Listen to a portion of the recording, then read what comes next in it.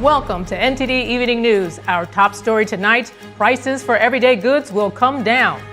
That's what White House economic advisor Kevin Hassett said after President Trump lowered tariffs on imports of beef, coffee, and other food products. A farmer joins us to discuss how the new move could benefit farmers and consumers. House Speaker Mike Johnson answered a question on the Jeffrey Epstein files before the House is set to vote next week on the release of more files. He also sought to clarify any connection they have with President Trump. And South Korea finally obtains the green light from the U.S. to build a nuclear-powered submarine. That's to better counter the military threats from China and North Korea. New York and New Jersey have lost billions of dollars in taxes due to an exodus of residents in recent years. We talked to a Miami Republican strategist about why people are moving to states like Florida. Voters in Chile are deciding between a communist and an ultra-conservative candidate as their next president today. The main issues impacting the election. And is artificial intelligence in the middle of a bubble like the dot-com craze of the late 90s? NTD weighs in on AI investment risk.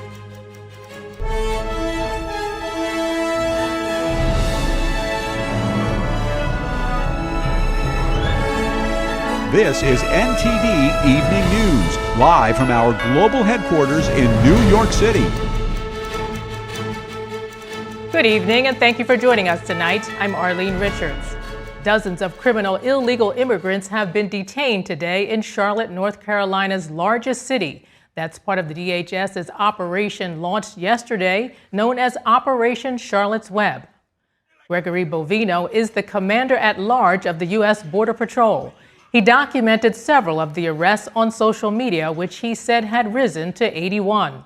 One man arrested today had an alleged history of repeated drunk driving incidents. Another man allegedly had a history of aggravated assault with a dangerous weapon and drunk driving. Federal authorities have carried out similar efforts in cities including Chicago, Los Angeles, and Washington, D.C. Charlotte's Mayor Vi Lyles and other local officials criticized the raids, saying they're generating fear and uncertainty.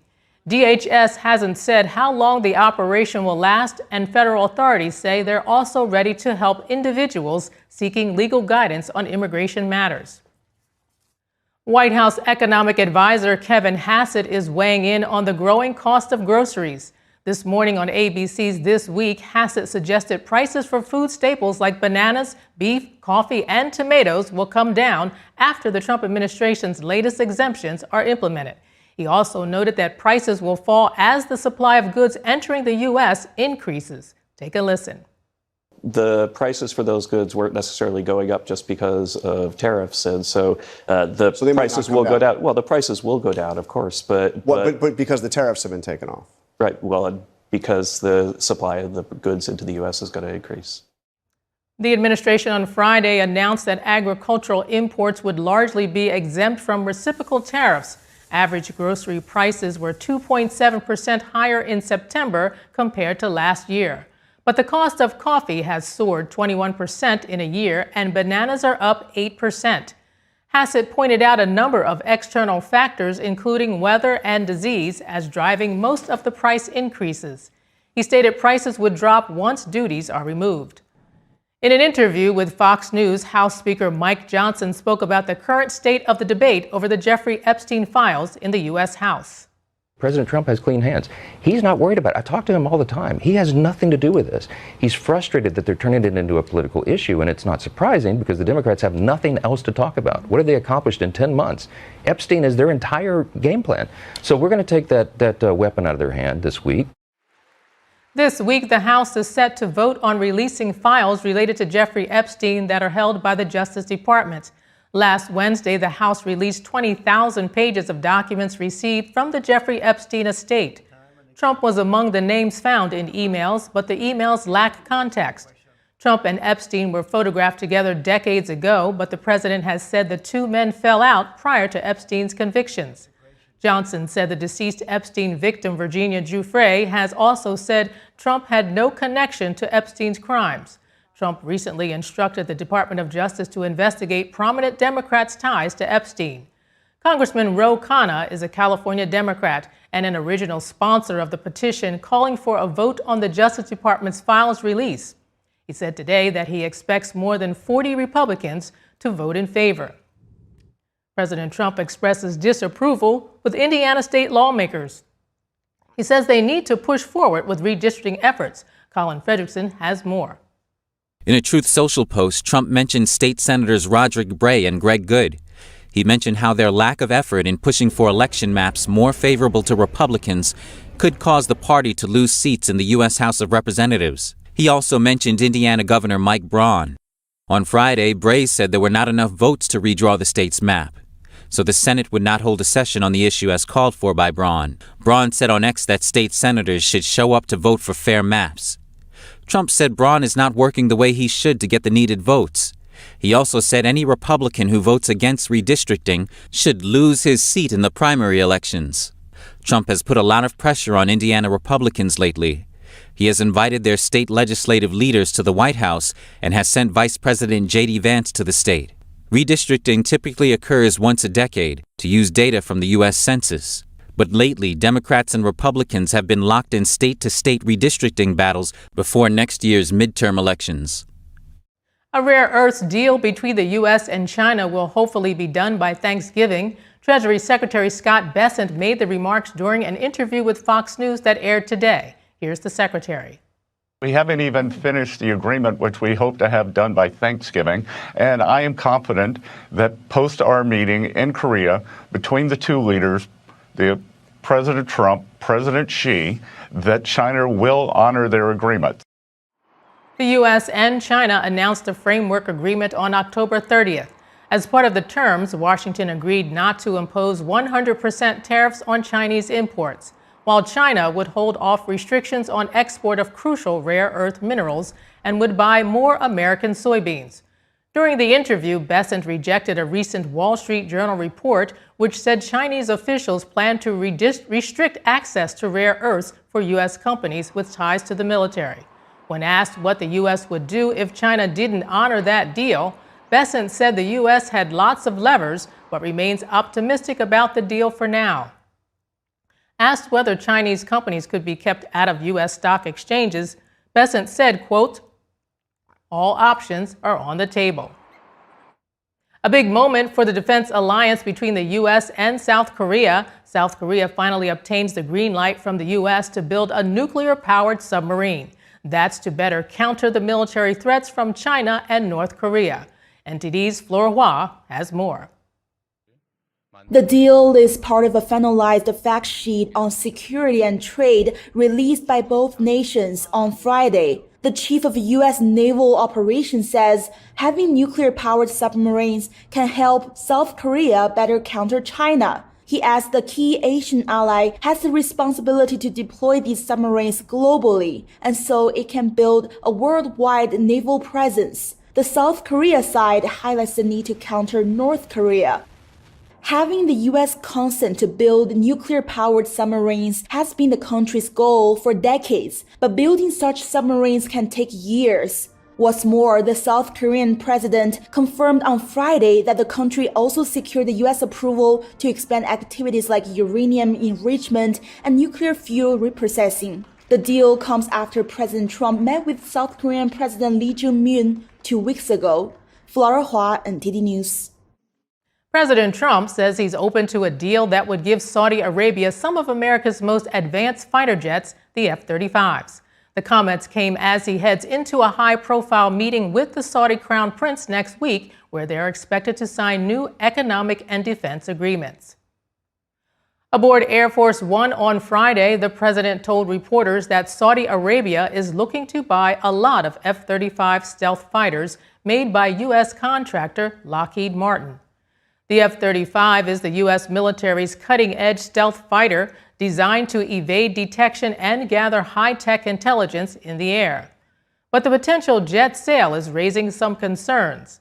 A recent Pentagon intelligence report from the New York Times on Thursday warns that China could gain access to sensitive F-35 technology if the deal goes forward. On top of the potential deal, Trump is expressing hope that Saudi Arabia will eventually join the Abraham Accords. It consists of the U.S. brokered deals that helped normalize relations between Israel and several Muslim-majority nations. Meanwhile, Israeli Prime Minister Benjamin Netanyahu said today Israel remained opposed to a Palestinian state. Our opposition to a Palestinian state in any territory west of the Jordan River, this opposition exists, is valid, and has not changed one bit. Netanyahu has been facing pressure from right-wing ministers who said a U.S.-backed statement indicates support for a pathway to a Palestinian state. Addressing the growing violent incidents in the West Bank in recent weeks, Netanyahu said Israel will act against settlers' violence with full force. And President Trump said Friday that he plans to sue the BBC for billions of dollars. That's after the British media outlet published a misleading edit of his January 6, 2001 speech. We'll sue them for anywhere between $1 billion and $5 billion, probably sometime next week. So you're ready to take legal action? I think I have to do it. I mean, they've even admitted that they cheated. The BBC's Panorama documentary spliced together two parts of Trump's speech on January 6, 2021. The edit changed the meaning of the speech, creating the impression Trump had explicitly called for violence. The documentary aired just before the U.S. presidential election in 2024. The BBC has retracted the documentary and apologized to Trump, but it did not agree to compensate him. Trump said he plans to speak with British Prime Minister Keir Starmer about the matter over the weekend, noting that Starmer had tried to reach out to him and was very embarrassed by what happened. Voters in Chile are heading to the polls today, deciding between two extremes. The two main presidential candidates are a communist and an ultra-conservative, respectively. NTD's international correspondent Arian Pazdar has more on the election. The first round of presidential elections in Chile has officially concluded on Sunday afternoon. The race offers Chileans a dramatic choice between two extremes. Janet Jara, who is a card-carrying communist and former labor minister in the left-wing government, and the main right-wing contender, José Antonio Cast, who is an ultra-conservative lawyer and former lawmaker. He opposes abortion and vows to shrink the government. Cast went to the polls on Sunday to cast his ballot. If I am not elected today to move on to the second round, this will have been the last presidential election in which I participate. In total, there are 8 candidates. If none of them get over 50% of the votes, then a second round will be held in December. The election is widely believed to head in the second round. Communist Jara is expected to win the first round because the conservative vote is split among more candidates. However, polls indicate that Cast will ultimately become the next president. Jara also headed to the polls on Sunday. Fortunately, I am able to walk calmly down the street, among people who know me and among those who don't. One of the main issues in the election is violent crime, especially the danger posed by Trendy Aragua, which is designated as a foreign terrorist organization by the Trump administration. Many of the members of the gang entered Chile illegally, creating chaos across the country. People aren't feeling safe anymore. At night, you can't even go out in your car or to a bar, because they might steal your car too. Even the criminals here in Chile, who were not accustomed to such violence, had to adapt. If no winner is decided on Sunday, the second round of elections will be held on December 14th. Arian Pazdar, NTD News. As of now, the two leading candidates are head-to-head, each having around 25% of the votes, with 15% of the votes counted. And a farmer weighs in on the president's latest tariff move to bring down the high cost of groceries and help farmers become more profitable. That and more when we come back.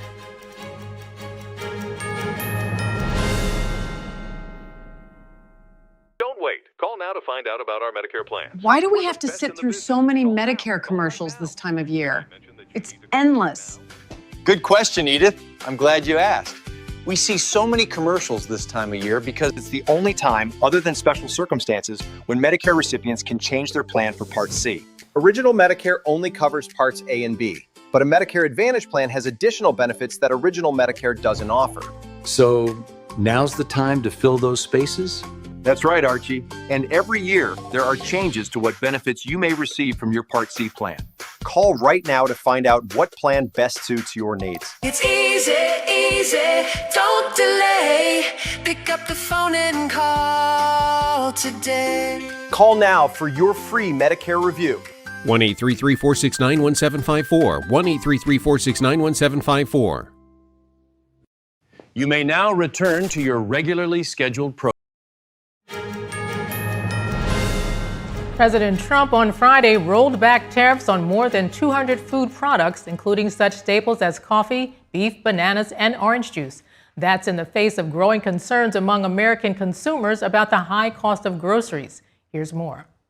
The new exemptions were announced on Friday and include such staples as coffee, beef, bananas, and orange juice. They took effect retroactively at midnight on Thursday. The move marks a sharp reversal for Trump, who has long insisted that the sweeping import duties he imposed earlier this year are not fueling inflation. Trump was asked about the rollback aboard Air Force One on Friday evening. President, you said that the tariffs do not increase prices for consumers, but now you're lowering tariffs. I didn't say they don't. I say they may in some cases, but to a large extent they've been borne by the country. As an example, we have virtually no inflation. Trump also said he would move forward with a $2,000 payment to lower and middle income Americans that would be funded by tariff revenues. Now we're going to do a dividend, and we're also going to be reducing debt. Friday's list of exemptions includes products U.S. consumers routinely purchase to feed their families at home, many of which have seen double-digit year-over-year price increases. The White House said Trump decided certain food items could be exempted since they were not grown or processed in the United States, and after, quote, significant progress the president has made in securing more reciprocal terms for our bilateral trade relationships. Trump has focused squarely on the issue of affordability in recent weeks. Our work to lower the cost of living, while insisting that any higher costs were triggered by policies enacted by his predecessor Joe Biden and not his own tariff policies. Democrats have won a string of recent victories in state and local elections in Virginia, New Jersey, and New York City, where growing voter concerns about affordability, including high food prices, were a key topic. And now, joining me to discuss the new tariff exemptions is Brian Reisinger, a farmer and journalist and the author of Land Rich, Cash Poor. Brian, thank you so much for joining us. Good to be with you. Now, Brian, there's two things happening here as I see it. And the first is that the president had to do something about these grocery prices going up, which some said was caused by the tariffs on foreign goods. And then the second thing is he had to open up international trade for American farmers who are overstocked with food they can't sell. So how will this latest move improve both of those issues?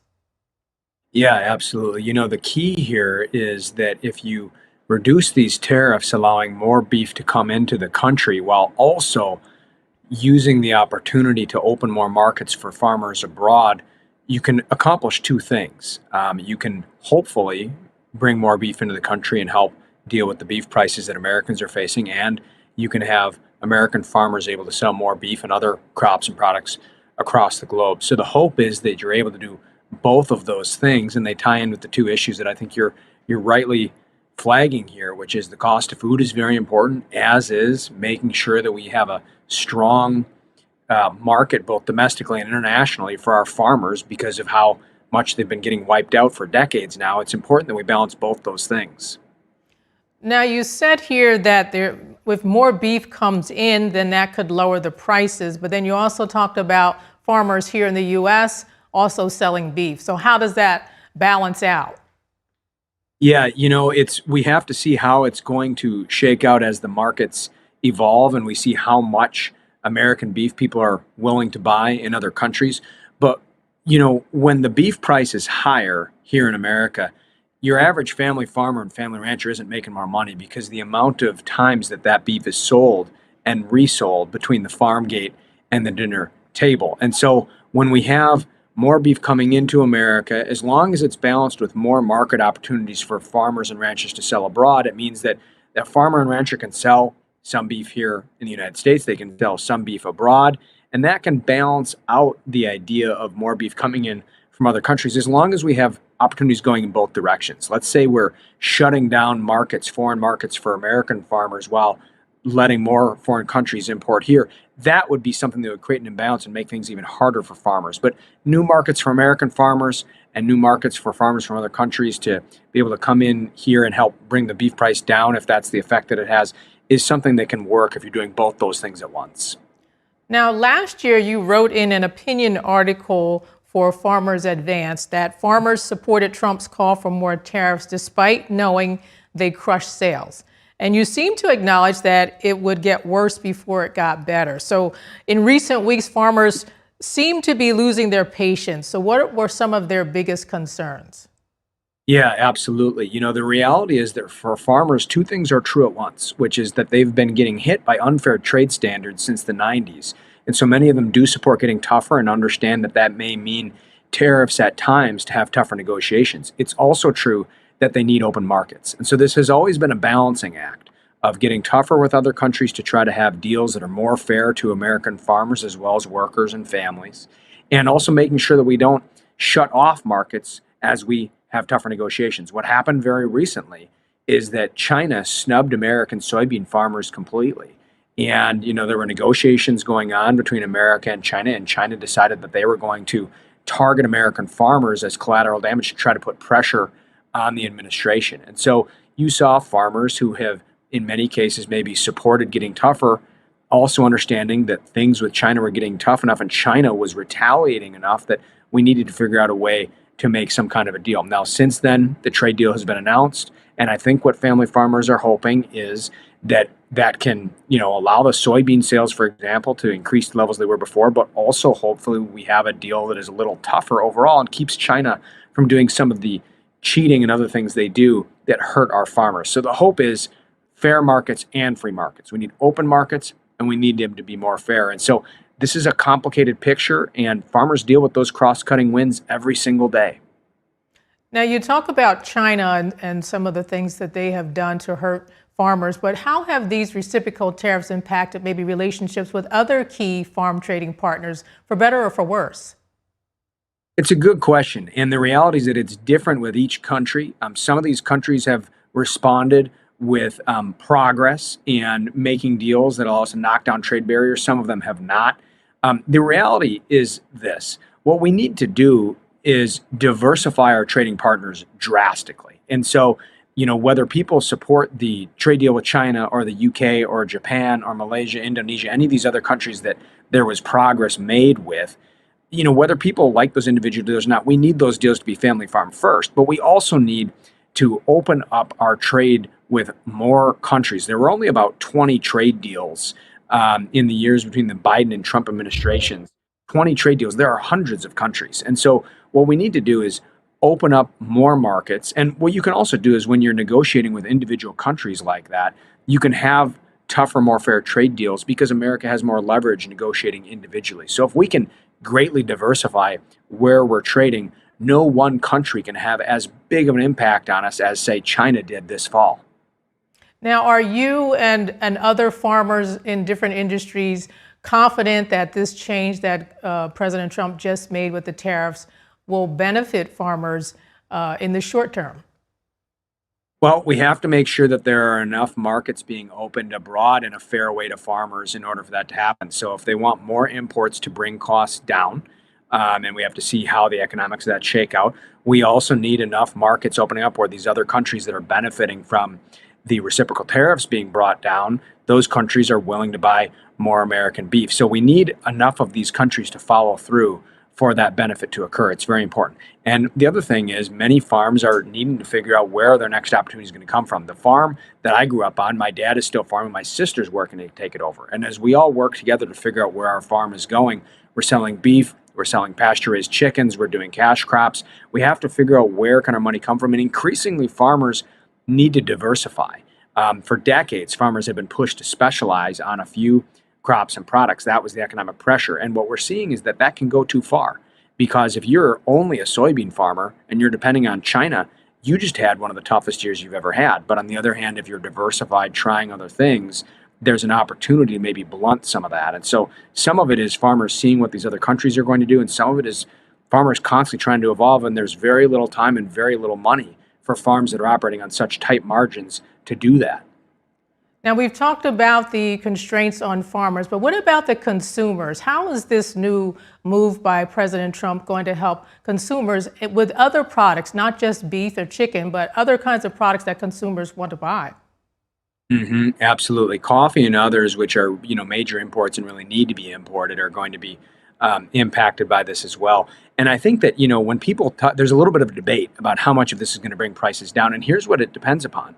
What it depends upon is how many foreign producers of these goods sell into our country in an affordable way and how much of it gets bought. So there are market forces here that will have a say in how much this brings prices down, just like there are market forces at play. They'll have a say in how many more markets get opened up to farmers abroad, American farmers abroad. So we have to see just how much movement there is in the market for this to have an impact. But if things were to go in the way that I think the administration is hoping they will, what we'll see is that beef, coffee, cashews, a wide variety of food products would be in greater supply. Now, there's a deeper issue, and that is that the reasons that American beef have been so expensive also is systemic. It has to do with our supply chain after wiping out 45,000 farms a year for the past century. And it has to do with things like the Mexican screwworm that are infecting Mexican beef and endangering the American beef supply. So there are deep systemic issues that also are impacting the price of beef that we have to address over the long term as well. Now, I want to get your thoughts here. The Supreme Court is now weighing whether or not the president's global tariff measures are legal. And if the court decides that Trump didn't have the authority to impose these tariffs, how could that impact farmers and consumers? Yeah, well, I want to start and say I'm far from a constitutional lawyer, and so the questions being addressed there are above my pay grade from that standpoint. But what I'll say is this, when court decisions lead to drastic shifts in policy, these are the kinds of policies that, hopefully the president and Congress are able to work together on what the right balance ought to be. When you have a court that might suddenly rule one way or another way, it can throw a dramatic amount of chaos on top of any of the chaos that we've already had. And so, the realities of all these things are thrown out. You're going to have a wide range of markets that are suddenly reopened without the negotiations in place that we're trying to force trade deals to be tougher on the one hand. On the other hand, you're going to have more countries able to import into our country. And whether that is something that we do or don't want is something that should be discussed and debated. The challenge is when a court ruling can suddenly swing an entire country's economic policy in such a drastic level. That's really an incredible amount of whiplash for American farmers, workers, consumers to be dealing with. And the fallout is something that we would be seeing over the course of many days, weeks, and months as we see how all of these countries react to America suddenly reversing course. Well, I think the justices are considering all of these concerns, and hopefully they will allow this to remain balanced. Brian Reisinger, farmer and journalist, thank you so much for joining us. Good to be with you. Thanks for having me. Nearly 113,000 plug-in hybrid Jeeps are being recalled due to a possible issue with the engine. According to Stellantis, the engines could be contaminated with sand from the casting process, which can damage the engine. Stellantis says in rare cases it could result in a vehicle fire. The recall covers certain model year 2024 to 2025 Wrangler 4Xs, as well as 2023 to 2025 Grand Cherokee 4Xs. The National Highway Transportation Safety Administration says drivers may hear a knocking noise coming from the engine or see a malfunction indicator lamp owner. Owners will be notified by mail at the end of December. Hourly employees at Walgreens will no longer receive paid vacation time for 6 major holidays, including Thanksgiving and Christmas. The moves come about a month after the pharmacy giant was acquired by Sycamore Partners. Walgreens announced last month that it was laying off roughly 80 corporate employees. Last year, the company announced it was planning to close about 1,200 underperforming stores. Walgreens has not responded to a request for comment. New York and New Jersey have lost billions of dollars in taxes due to an exodus of residents in recent years. A political strategist discusses the influx of northern residents to her home state of Florida. And is artificial intelligence in the middle of a bubble like the dot-com craze of the late 90s? NTD weighs in on AI investment risk when we return.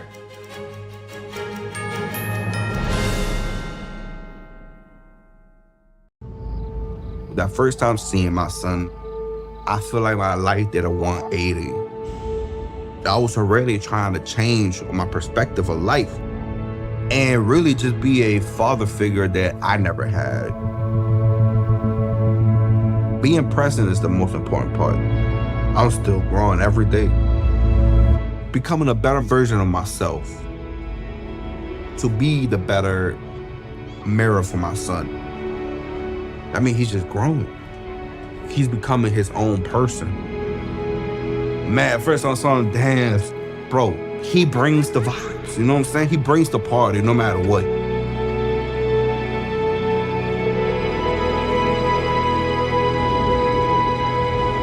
He really a definition of like why he loves somebody. And I love him to the death of me.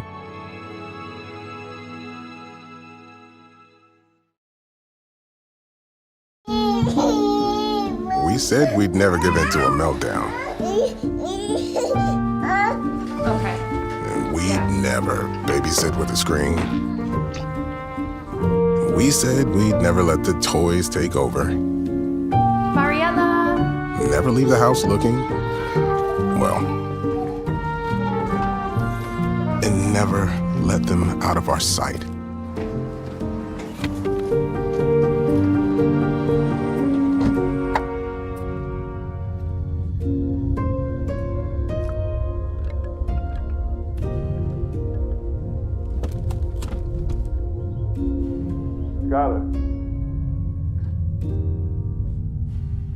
Skylar, come here. Cars get hot fast, and kids can be at risk.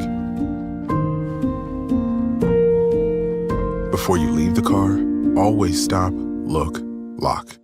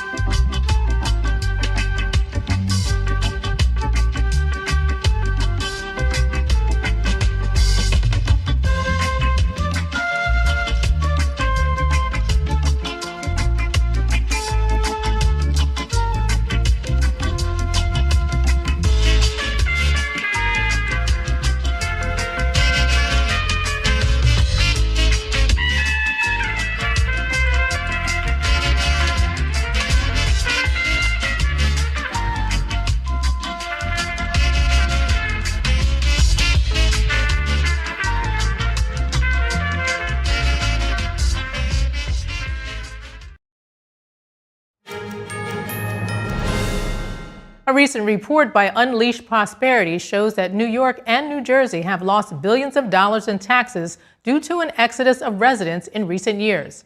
They found that from 2013 to 2022, New York lost $517.5 billion in resident incomes, while New Jersey lost $170.1 billion in that same time period. Now, where are they going and why? Joining me to discuss is Angie Wong, Miami GOP committeewoman and Republican strategist. Angie, thank you so much for joining us. Thank you for having me. Now, despite the recent election results, states like Florida and Texas have been seeing a noticeable increase in residents since at least 2022. Now, politics aside, what are some of the reasons why people have been leaving these two northern states? Well, certainly politics is wrapped up in this, but more importantly, I think Wall Street is trying to find a new home. So Wall Street has left New York and Chicago and finding homes where I am here in Miami. We're seeing lots of PE firms, lots of VCs, and lots of Wall Street firms opening here, and really enticing all of their employees to leave these blue cities to come to a red state like Florida, mainly because of income taxes. There's no state income tax here in Florida.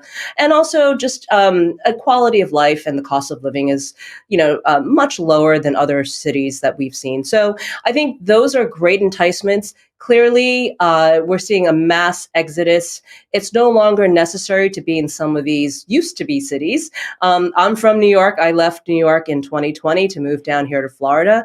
And, we get the same comforts as we do also in New York. So I think a lot of families, especially some of the higher executives, are seeing the same things. You get a lot more for your money here. You get a bigger house and you get a better quality of life.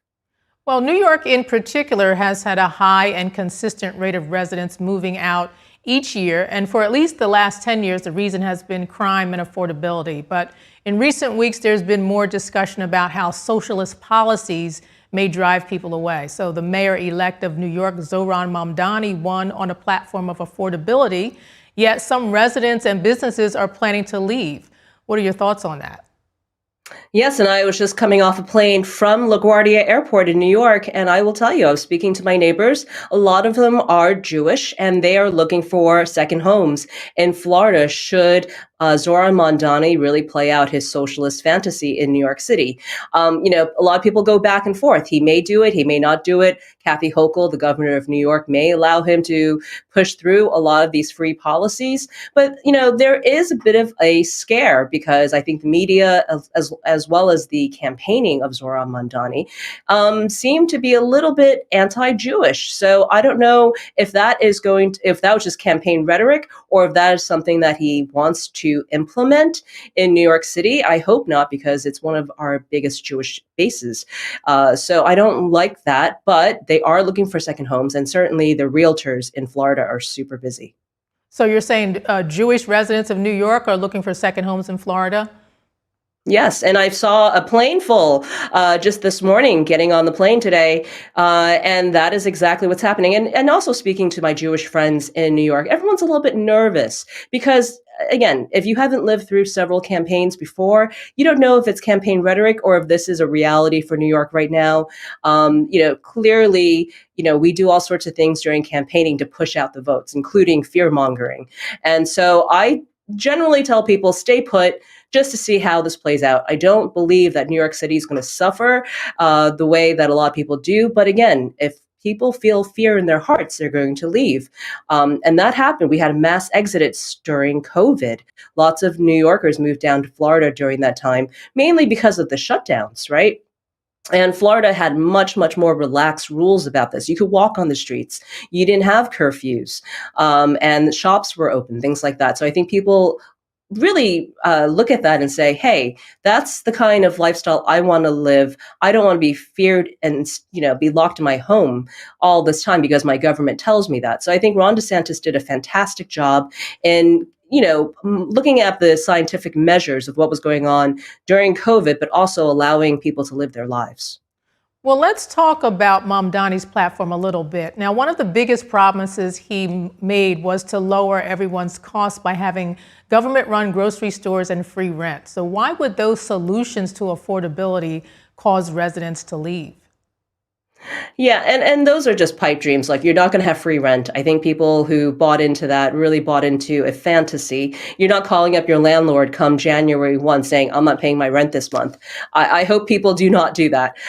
What he's talking about is a rent freeze as far as any price increases. But again, the nuances may not have trickled down to the average voter. So I think those things have to remain in place. And I think Kathy Hochul was the adult in the room to say, hey, hang on, no one's getting free rent here. There might be some freezes on increases, but nothing beyond that. As far as free grocery stores, things like that, remember, you have a state legislature that has to pass these things. And you have to have Governor Hochul sign off on these things, and also a city council in the way. So there's a lot of things that you could say, throw around free stuff. It sounds great. Will he get any of it done? I would be surprised if he did. I really would be. Well, Fox News recently said that 9% of New Yorkers had planned to leave the city if Mamdani won the election. Now, Florida Governor Ron DeSantis suggested to Fox News that he would continue to welcome New Yorkers to Florida as long as they don't bring leftist politics with them. So do you think that it's mostly conservative residents who are leaving New York and New Jersey? Well, I'll tell you the part of Miami that I'm in, Brickell, which is the #1 area code moving to my district, which is downtown Miami, and Brickell is 718. And that is Brooklyn, Queens, the Bronx, Staten Island, moving to Miami, bringing down their cell phones with or phone numbers with that number. So we know that there's a big constituents coming up from north down to Miami. And you know, whether or not they're bringing their politics, that has yet to be seen. I've run a few campaigns here and we've gone through a few elections. Generally, what I'm seeing is that they don't get involved in politics down here, not as much, or they vote independently. So I think there's not necessarily, you know, a crossover of bringing blue policies here. They're not very welcomed. And being a Miami GOP committee woman, I certainly would be the first one to talk to them to try to change their minds. Now, while this migration benefits southern states in terms of resident incomes, there could be some disadvantages in areas like the housing market and the economy. So how do you expect Florida to deal with these kinds of changes? Well, you know, over the last decade or so, there's been a lot of housing developments. We've probably have about at least 20 new buildings coming up in my district of downtown Miami. These are residential towers. There's a lot of boom, a lot of money coming in. In fact, airlines are now rerouting to do direct flights to Miami Airport because of all the money coming in. So we're looking at Miami being the new world city. We have a lot of money coming in already from the South in South America, but also now in Europe. And now we're hearing a word that perhaps a few Asian airlines want to get involved as well, because they realize that Miami could be the new Wall Street. And we're certainly seeing that with the tech boom and a lot of the Wall Street offices moving down here. It's been fantastic to see. Yes, there's some infrastructure problems that we'll have to work out, but housing won't be a problem. There's plenty of housing here. It's more about the schools and also our roadways to accommodate all these new residents. Well, hopefully Florida can continue to thrive and it won't impact the economy so much. Angie Wong, Republican political strategist, thank you so much for joining us. Thank you. As tensions between the U.S. and Venezuela keep rising, President Trump says he's made up his mind regarding the next steps he'll take. Venezuela's socialist leader, Nicolas Maduro, is now preparing for possible armed conflict with the U.S. NTD's international correspondent Arian Pazdar has a recap on the situation and the latest developments. So the U.S. military started attacking small boats, which it says are trafficking illegal narcotics from Venezuela to the United States. Now, according to the Trump administration, those boats, the drugs on those boats, they could potentially kill hundreds of thousands of Americans if the drugs reach the United States. Now, separately, earlier this month, President Trump ordered an aircraft carrier strike group to the Latin America region. This now brings the total number of U.S. soldiers in the region to 12,000. And on top of that, there's also almost 100 American fighter jets in the region. Now, because of those developments, some people say they think that the U.S. is preparing for military intervention in Venezuela to overthrow socialist leader Nicolas Maduro. President Trump actually just on Friday was asked about that and about his plans, about his next steps regarding Venezuela. Let's take a look at what President Trump said. I sort of have made up my mind, yeah. I mean, I can't tell you what it would be, but I sort of made up my mind. What do you say to some of your supporters who might not be excited about another foreign campaign? Well, we'll see what happens. I mean, I can't tell you what it is, but we made a lot of progress with Venezuela in terms of stopping drugs from pouring in. But we have a Mexico problem. We have a Colombia problem, meaning Colombia, the country. We're doing very well. Drugs coming into our country are greatly slowed, as you can imagine. I just want to add real quick that the tensions between the United States and Venezuela, they didn't just start under President Trump. Actually, when Trump returned to office in January, the US already had a bounty on Maduro. Just on Friday, Maduro requested international aid for Venezuela to help stop the growing US influence, the US military presence in the Caribbean. Maduro says the US is trying to start a war in the region. Now, Washington, of course, says that it's just trying to stop the boats of those narco traffickers. And besides Maduro's appeal for aid, he's now also actively preparing for direct conflict with the United States.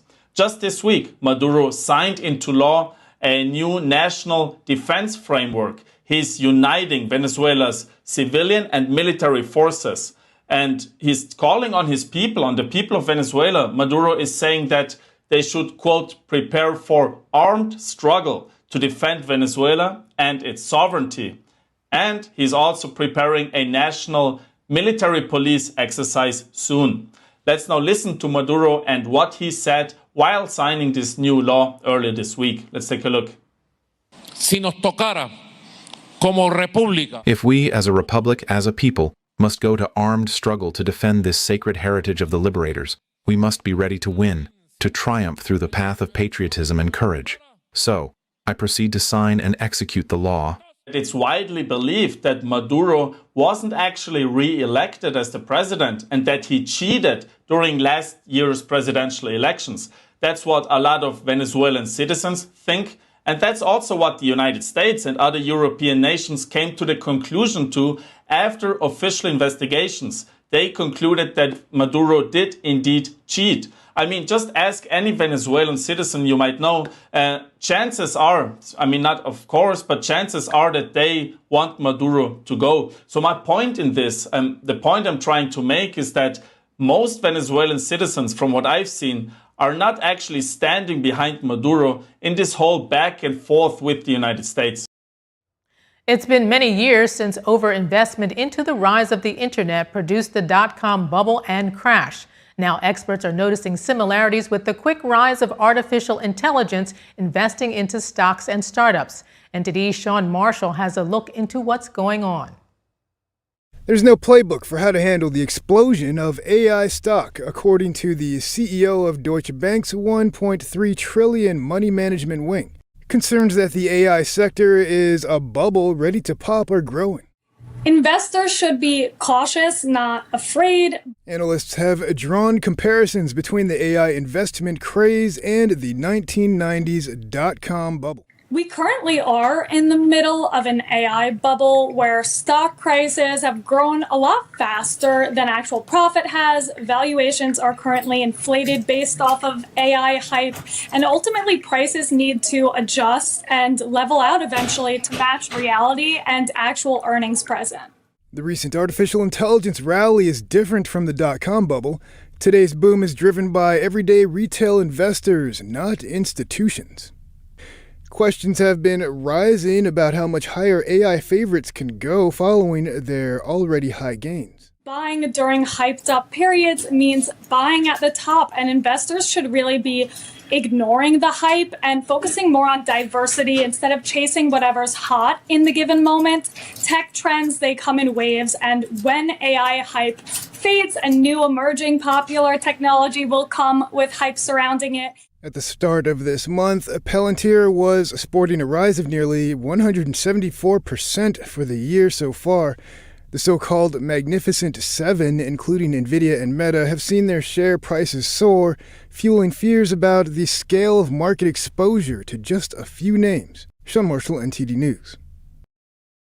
A New York Jets player hospitalized after being shot in Manhattan. The shooting happened early this morning. The team has responded. And Paris is getting ready for Christmas cheers starting from today with lights along the Champs-Élysées. More after the break.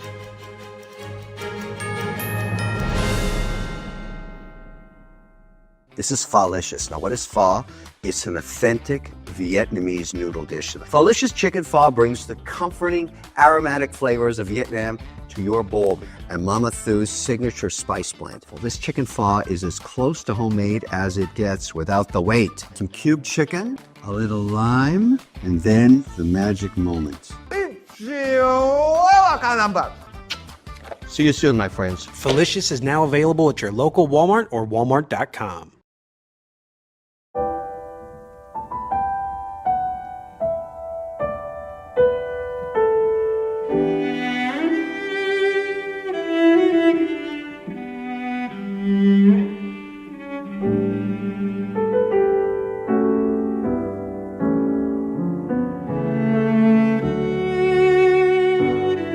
大提琴不仅仅是一件乐器，它是有生命、有感情的，需要我们精心的照顾。往往我们一个小小的动作，可能都会对人情绪产生微妙的影响。天音的品牌是福星，我们对于传统的理念很荣幸被神韵艺术团选为指定供应商。时间是酿造音色的不可替代的陪伴。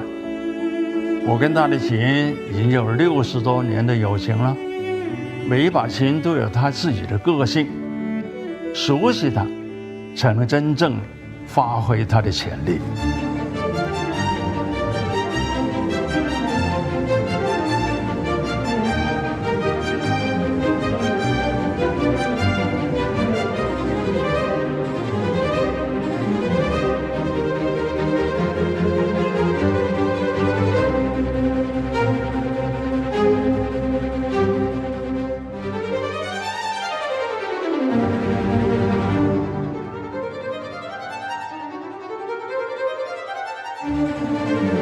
所以，我希望给你的每一把琴，都是首先我所信任的。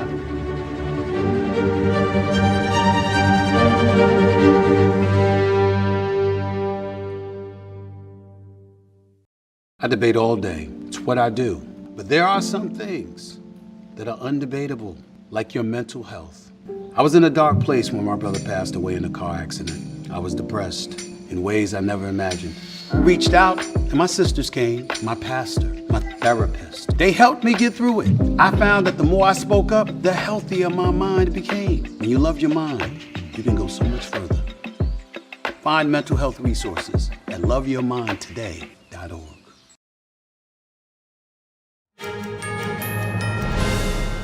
Police found Jets cornerback Chris Boyd with gunshot wounds in Manhattan earlier this morning.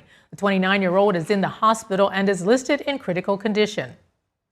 Police blocked off a mid-Manhattan street where the shooting occurred. The New York Jets said they are aware of the situation. Fox News reported that no arrests have been made yet as the investigation continues. Boyd came to the Jets just this year. He has not played in any regular season games yet. He is listed as an injured reserve. He came into the NFL in 2019 after he was drafted by the Minnesota Vikings. He has also played for the Arizona Cardinals and the Houston Texans.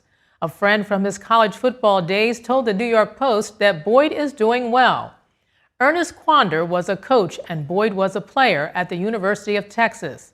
He said Boyd was in good condition and he is on his way to see him in the hospital.